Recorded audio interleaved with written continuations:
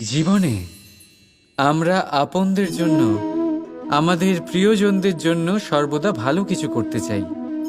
ওদের খুশি করার জন্য অনেকবার ওদের উপহার দিই।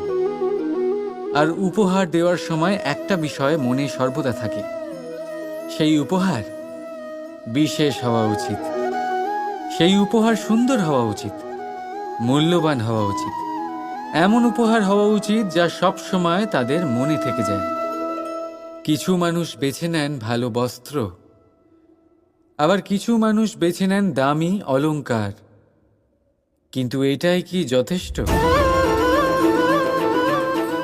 আপনি নিজেই ভাবুন, যতই ভালো বস্ত্র হোক না কেন, একটা সময়ের পরে তার রং ফিকে হয়ে যায়, খারাপ হয়ে যায়, ছিঁড়ে যায়।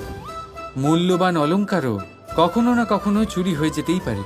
চিরকাল সেইগুলি সাথে থাকবে এমন নাও হতে পারে। তাহলে এমন কি দেওয়া যায় যা চিরকাল তাদের সাথে থাকবে? উত্তর হলো ভালো সময়। যদি আপনি কাউকে ভালো উপহার দিতে চান, তাহলে তাদের সাথে ভালো সময় কাটান। কারণ যতই আপনি তাদের সাথে সময় কাটিয়ে নিন না কেন, তা কখনো পুরনো হবে না। এটা সর্বদা মনে জীবিত থাকবে।